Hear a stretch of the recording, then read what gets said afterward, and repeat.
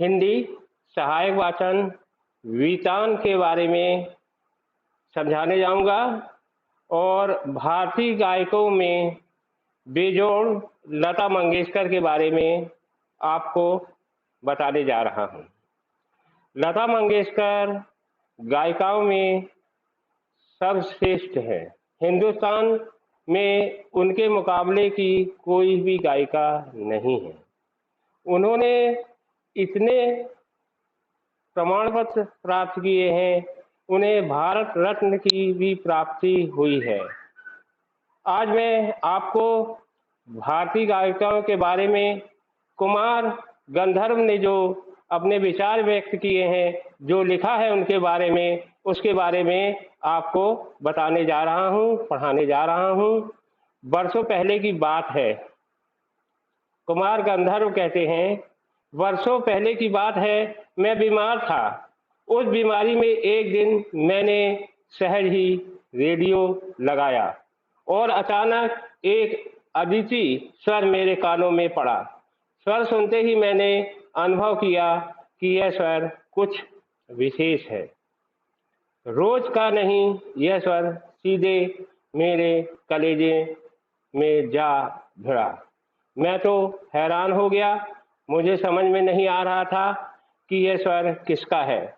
मैं तन्मयता से सुनता ही रहा।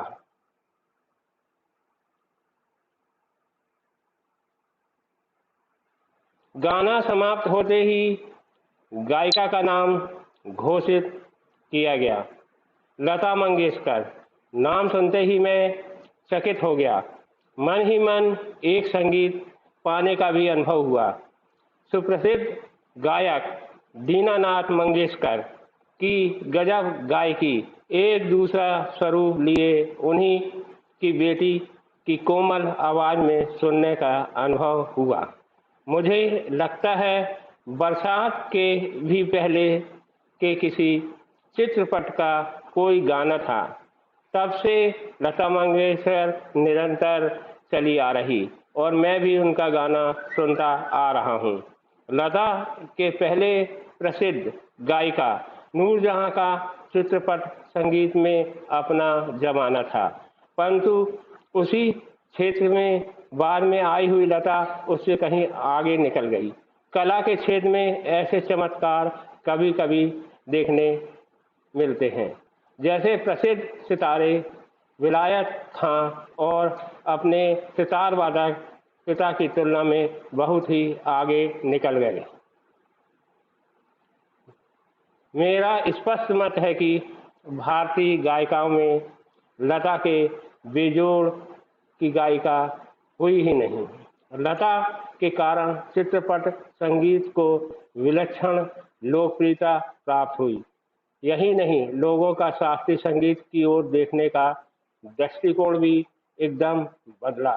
छोटी बात कहूँगा छोटी बात कहूँगा, पहले भी घर घर छोटे बच्चे गाया करते थे, पर उस गाने में और आजकल घरों में सुनाई देने वाले बच्चों के गाने में बड़ा अंतर हो गया है।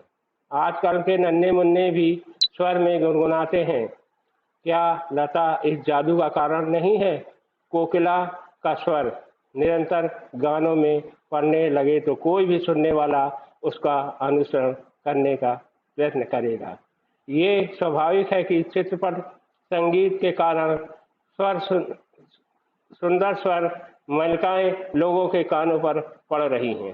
संगीत के विविध प्रकारों से उनका परिचय हो रहा है, उनका स्वर ज्ञान बढ़ रहा है।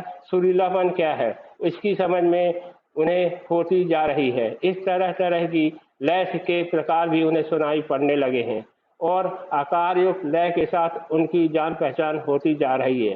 साधारण प्रकार के लोगों को भी उसकी सूक्ष्मता समझ में आने लगी है। इसका श्रेय लता को ही है। इस प्रकार उसने नई पीढ़ी के संगीत को संस्कारित किया और समान मनुष्य में संगीत विषय अभिरुचि पैदा करने में बड़ा हाथ बटाया। संगीत की लोकप्रियता, उसका प्रसार और अभिरुचि के विकास का श्रेय लता को ही देना पड़ेगा। कोकिला सम्राट के नाम से भी जानते हैं। हिंदुस्तान की सरकार ने उन्हें भारत रत्न दिया। उनका गायकी में स्वर कोकिला के रूप में पहचाना जाता है। उनका हिंदुस्तान की गायिकाओं में उनके मुकाबले कोई नहीं है। उन्होंने लगभग 40 से 45 वर्ष तक इसमें अपना योगदान दिया है और आज भी वह अपना गायकी में योगदान दे रही है। उनने शास्त्रीय संगीत के महत्व को बढ़ाया है, संगीत को बढ़ाया है और उनका जो विशेष योगदान है, इसलिए उसे भारत सरकार ने जो भारत का सबसे बड़ा प्रमाण पत्र है, जो भारत का सबसे बड़ा रत्न है, भारत रत्न, उस रत्न से नवाजा गया है उनको। उनके बारे में मैं आपको थोड़ा और बताता हूँ। जो उनकी विशेषता थी, उनकी जो क्वालिटी थी, समान श्रोताओं को अगर आज लता की ध्वनि मुद्रिका और शास्त्रीय गायकी की ध्वनि मुद्रिका सुनाई जाए तो वह लता की ध्वनि मुद्रिका ही पसंद करेगा। गाना कौन से राग में गाया गया है और ताल कौन सा था, यह शास्त्रीय ब्यौरा इस आदमी को सहसा मालूम नहीं रहता। इससे कोई मतलब नहीं। राग मालकोस था और ताल फिर ताल, उसे तो चाहिए वह मिठास जो उसे मस्त कर दे, जिसका वह अनुभव कर सके। और यह स्वाभाविक ही है, क्योंकि जिस प्रकार मनुष्यता हो तो वह मनुष्य है। जैसे ही गान पान हो तो संगीत है, और लता का कोई भी गाना लीजिए तो उसमें 100% गानपन है मौजूदा मिलेगा। लता की लोकप्रियता का मूर्ख मर्म वह गानपन है ही है। लता गाने की एक और विशेषता है उसके स्वरों की निर्मलता।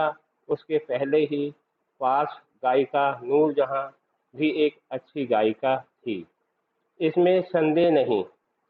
तथापि उसके गाने में एक मादक उत्तान दिखता था। लता के स्वरों में कोमलता और मुग्धता है। ऐसा दिखता है कि लता का जीवन की ओर देखने का जो दृष्टिकोण है, वही उनके गायन की निर्बलता में झलक रहा है। हाँ, संगीत निर्देशकों ने उसके स्वर की इस निर्बलता का जितना उपयोग कर लेना चाहिए था, उतना नहीं किया। मैं स्वयं संगीत निर्देशक होता तो लता को बहुत जटिल काम देता। ऐसा कहे बिना नहीं रहा जा। लता के गाने की एक और विशेषता उसका नादमय उच्चार।